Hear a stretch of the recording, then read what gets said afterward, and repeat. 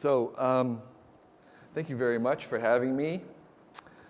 I recently just published a book. It's about the meaning of technology in our lives. And this is the last paper-native book that I'm going to write. I've been sitting here for the last couple of days learning a lot about digital publishing and ebooks. And I thought what I would do this morning is kind of give you a larger context for the larger environment in which this is going to take place. And so what I want to do is to kind of talk about what I think is coming. Okay, what's ahead? And I think there are I have six general points. I would call them six trends. Six, in fact, verbs. And these are the kind of long-term directions that I think are taking place in the world at large, in which book publishing will take place. And the first idea is screening. So in screening, it's no surprise, we get big screens right here. There are screens everywhere, and we are moving from being people of the book, which is what our culture has been founded on. The word author and authority have the same root. And we have Constitution, we have texts, we have laws, we have scriptures. We have a lot of our own culture is based around the idea of the book. So we have been people of the book, but we are now becoming people of the screen. We're being surrounded by screens, like the ones here, like the ones that are basically everywhere. If you flew here, you saw screens. We're only a couple blocks from this amazing, over-the-top, wonderful excess of Times Square where there's screens everywhere, and that actually is probably the future when screens become cheap enough to be put anywhere. This is my workspace. This is what I want to have. You can't have too much money or too many screens as far as I'm concerned. Even recently, I was filling up my gas tank, and I saw the fact that there was a movie being shown right on the gas pump. And in the grocery stores, there are screens everywhere. They've permeated, and they're ubiquitous in our environment. That is the context in which we'll publish books. We even have the intimate tablets. We're stroking them. It's very sensual. They're very close. That's another type of screen. And, of course, the little screens and our phones. Who would have thought, even 20 years ago, that people would read books on a phone? If you told them, that wouldn't make any sense at all 30 years ago. You're going to read a book on a phone? What does that mean? The fact that there's a screen on the phone is something we didn't expect. But screens are going everywhere, and they will continue to proliferate as they become cheap. LEDs, plastics.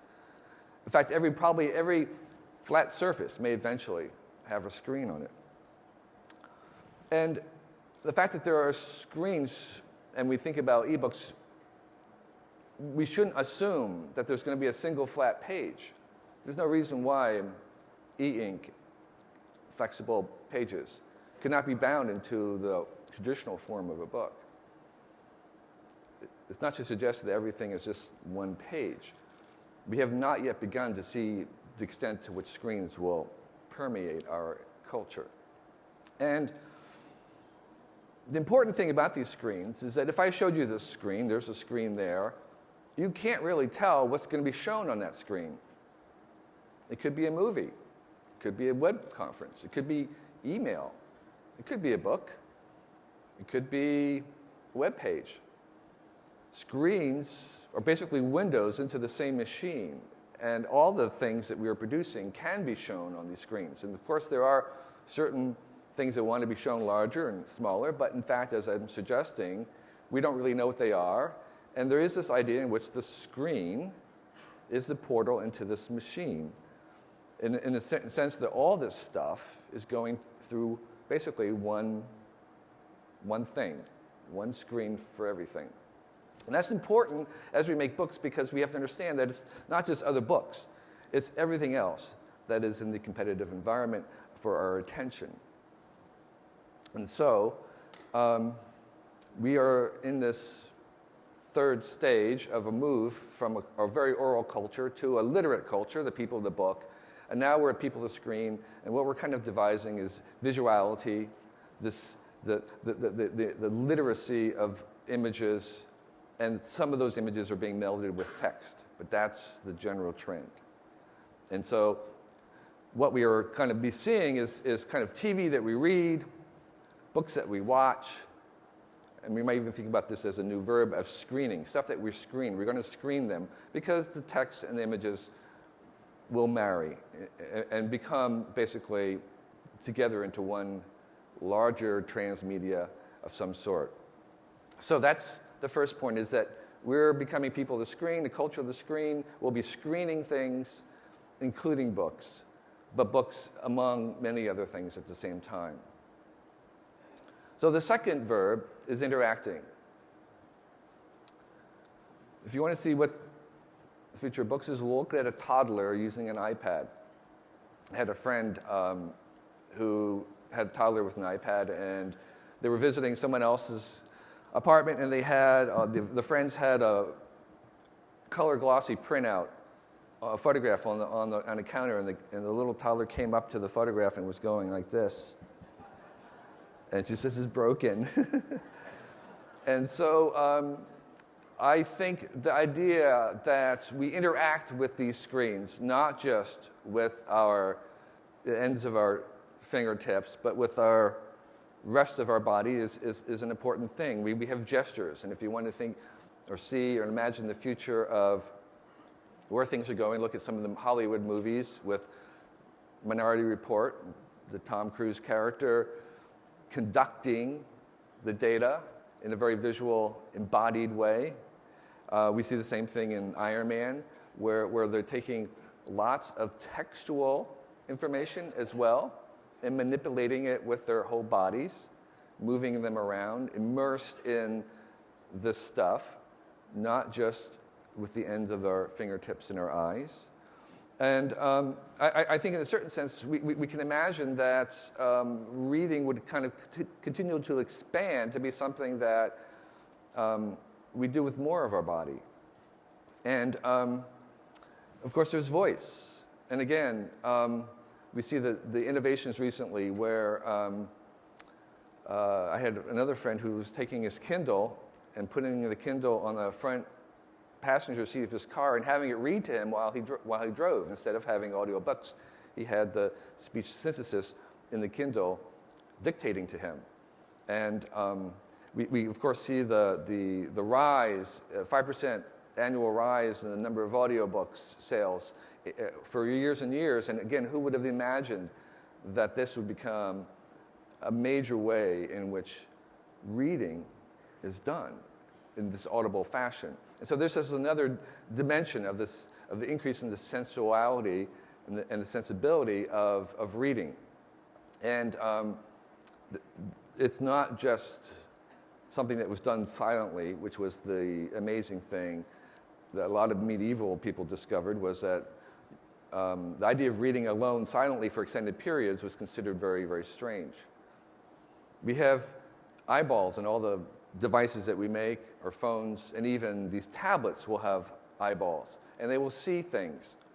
And so what's important is that our books, in a certain sense, will have eyes, and those eyes will look in two different directions. Just like they look out to the environment in which the book is in, and they look back at us, and they can track our eyes. This is a heat map of software generated by software in a camera inside a tablet, looking at the ways eyes spend their time tracking on a web page. The more orange it is, the more attention that's given. And so there's really very easy to imagine our books looking back at us as we read them. They can respond to where we're spending attention, where we don't spend as much attention, our own mood, the general environment, and the background, our own usage of this thing. And so they become adaptive in some ways. And the idea that there's books that have eyes that look both ways, that it's aware of where the book is being read and aware of us. And of course, this idea of adaptive text had a name, and it was called interactive media. And if you've been around long enough, you realize that this is something that failed in a previous era when we imagined that the future of books was forking paths and there was no non-linear, no real ending. And it seemed to be a complete non-starter. Everyone seemed to want the linear, narrative, crafted beauty of a story. But in fact, this idea of having a multiple path through a text actually has succeeded in games, which is probably a bigger industry in total than books. And before you dismiss that, just understand that there's, in a typical Hollywood movie, which is written, there's a text, there's a script, there's 3,000 lines of dialogue. In a typical open-ended movie like Red Dead Redemption or Call of Duty 2, there are maybe 30,000 lines of dialogue, which are written in a script form. And there's actually a lot more reading going on. If you haven't seen one of these, hang around a 14-year-old and look at the amount of text that they're seeing as they navigate through these and choose their inventories and switch back and forth. There's far more reading going on than we think, and I think it's premature to dismiss what games are bringing to the idea of a text. So the third verb is sharing. If we have these windows and they're ubiquitous, and they're all looking into this cloud, the cloud is also looking back at us. That's the big thing. If everything's looking in the cloud's looking back to us, and that relationship is the basis for all kinds of collective social engagement. So I think what we're seeing is that reading can return to become more social than it has been, much more of a social activity. Again, the idea of the lone, silent reader, that reading was a very private activity, I think is only one expression of reading, and we're going to see, in some senses, a return to the idea that reading is much more of a social activity. We've had marginalia in books forever, from the Talmud and beyond. People have always written into books, but now that marginalia can be shared, and that turns that kind of investigation, that kind of conversation with the book into more of a social thing. And we're going to see that continue even further. And in fact, the ways in which things are hyperlinked, we heard yesterday that EPUB 3 might eventually be able to share the idea of one document hyperlinking to another document, one book hyperlinking to other books, which is really what we want. And we already have some sense of what that could be with Wikipedia. You could think of each Wikipedia article as kind of a very small book, or you could think of Wikipedia as one very, very large book of all those small books, 27 million pages in total. But in fact, in the way that the Wikipedia article is, more and more terms are highlighted in blue to show that they're linked out. Eventually, the entire text will be blue, meaning the entire document, the larger library, is also completely interlinked to each other. And that's where we're going with books in the same way. Basically, all books will be linked into the one large text that we call the library. And as we read socially, that means we have to write socially. So Wikipedia has a lot of social writing, and those two are complementary. They're necessary to be paired together. We read socially and write socially at the same time. And I would suggest, on the meter of how much sharing we have done, we're only at the beginning. And this is the great impetus that we see right now happening in the web at large, is that things that we thought could never be shared or have no value, we are again discovering that we haven't begun to understand what we can do by sharing, and that everything so far that we've done is actually increased in value by being shared, and that we're just at the beginning to see how far that will go. The fourth verb is accessing, not owner. So there's this huge shift we see in the entire environment where people get more value out of having access to something rather than owning it. Netflix, you don't own the movies, you just have access to them. Spotify, Pandora, Last.fm, or music streams that go by, you don't actually own the music, you just access it. Amazon Web Services, and we even see this things with rentals, the increase in renting things. Why own them if you can have instant all the time access? And this shift from ownership to access is a huge fundamental difference that we're going to see coming up in this economy. And I did a calculation showing that the total amount of storage that you would need to put every single music track that has ever been recorded in history in any language anywhere in the country, you can put on 6 terabytes, which is about $500 today. Tomorrow it'll be half that, and soon it'll be in your pocket. And then if it's in your pocket, why even bother carrying it around? I did the same calculation to show that for $20,000, you could store every single book that we know about, have ever seen in any library in the world. Just to store it, it's not very expensive. So that suggests that we're going to very quickly see all this stuff available in very large volumes, and why would anybody own it when they could just have access to it? And that, of course, we have a fundamental economy fundamentally built around ownership, and it's going to shift to one built around access, and that's going to be a very different economics. The fifth verb is flowing. Okay, so we can see flows. The first version of the computational world was based around the same desktop metaphor that we had. And then the great shift was to the second metaphor, which was shifting from files to pages and from folders to links and the desktop to the web. And that's where we have been with the web. And that's also been very conducive to books because books were based around pages. And so it's been very compatible. The entire web was about web pages. But that's now shifting again to this new metaphor, this new regime, which is about streams, tags, and clouds. And in this metaphor, things flow through. There's flows and streams. They're not pages. Things are in real time. There is streams like the Twitter streams and the Facebook streams and RSS feeds, walls updates, headlines, the streams of Netflix and Hulu's. There is a sense in which there's flows of data that go by, and once they go by, and everything's kind of in real time. And books will operate in this same environment.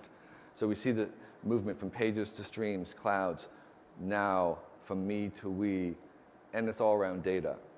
Okay? And so all these flows, including finished books, will flow through in streams, and they'll be constantly updated, and they'll be constantly amended and split into other streams that go into other media.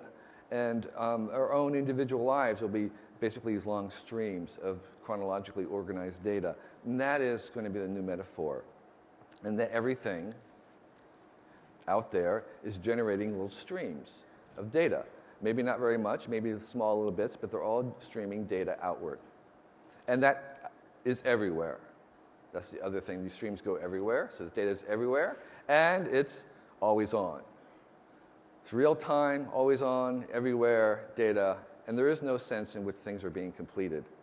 It's kind of ever constantly in flux. That is the environment in which books will take place. Let me get to the last verb, which is generating, to generate. Okay, so one thing I have to stress is that there has never been a better time to be a reader than now. We have more selection, more quality, more access to great books and reading stuff than anybody anywhere in the world has ever had. It's a complete renaissance for reading. And if that was just the end of this, that was the only part of the story, we would not be here. There'd be no reason to have this conference because everyone's benefiting from this new era except the producers. Okay, right? But we have to understand from the reader's point of view, this is it. This is fantastic. So the question is, what about the producers? I'm going to suggest that, in fact, in a world where everything is moving to the free, we have to have a different attitude, and everything is moving to the free. Some guy did this chart showing the price of Kindle is on a straight line, aim towards being free in November. Free meaning that you get a free Kindle if you buy so many books. It's not inconceivable. Everything is on this trend downward. And I mean literally everything. We've done many, many studies, and all commodities go in this direction. And even if it doesn't reach free, it reaches some asymptote as if it was free. So I call it the 0 point price point. Not everything's going to be zero, but somebody will offer everything at that point, a price point. And so you have to, even if yours is not at that price point, you have to operate in the world in which someone else is offering it at that price point. Okay? And even if it's not at that price point, it's as if it is. So that is the general trend. And we have to, I think publishers are not really ready for the idea that books may only be 99 cents. I can't really figure out why books should be more expensive than a song. Okay? I don't think consumers are going to believe that either, that there should be any reason why. And so that downward pressure is really there, and it's going to continue. So the question is, okay, what do? We understand that the internet is the world's largest copy machine, and anything that can be copied will be copied. If it can be copied and touches the thing, it will be copied. That is the general way in which the internet works. It actually makes multiple copies every time you send an email. It's a copy superconducting machine. And so the question is, okay, if everything is going towards free, these copies are generating, pressuring things to become free. Even if they aren't, there's always that pressure on it towards that direction. Then what do? And I think the only thing that becomes valuable are things that cannot be copied easily or quickly or cheaply. And so what kind of things can't be copied? Well, you want things to be easy to pay and hard to copy.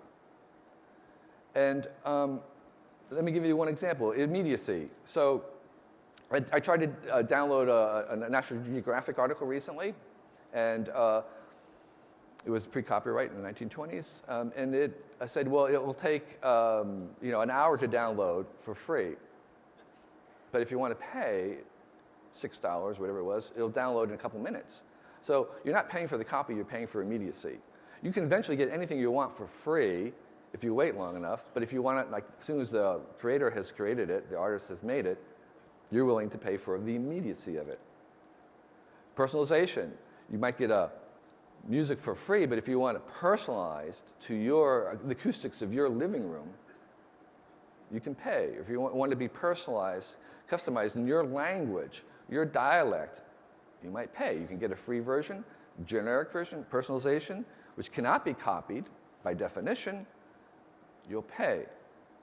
Authentication, yeah, you might eventually get some copy out there, but if you want the authentic version of software, maybe the same one as the other one, you're willing to pay for the authentication. Findability. Okay, there's all this stuff out there. Amazon has tons and tons of books, but what they're doing is really not selling books. I think they're finding the findability. They're selling the findability of the book. The book may actually not be very much, but you're willing to buy it on Amazon because you can find it among all the other similar titles or similar things. And of course, embodiment. Music is free, but the embodiment of it, going to see your performer, the music performer, the author, you might pay. And there's interpretation. The old joke in the software industry, software is free, manual's $1,000. So understanding how to use it, how to interpret it, costs some money. And accessibility, again, it's free out there, and this is what iTunes was. Hey, it's all free music. Hey, but for 99 cents, we'll get it to you really quickly. And attention, patronage. People will pay if the creator is giving them some attention.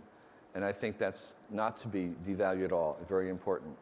So these ideas, what I call these are generatives: immediacy, personalization, authentication, attention, interpretation, accessibility, embodiment, findability, are the generatives. They have to be generated in context. They cannot be copied. They are the thing that's valuable. So these are the generatives. And I know that I don't know what the models are, but I know that wherever attention flows, money will follow. And as we see more attention going to the screens, the money will follow for sure. So these are the 6 trends, the 6 verbs. Again, screening everywhere. That's the environment. Away from the book to screens, interacting with these things more than just with our eyes and fingertips, with our whole bodies.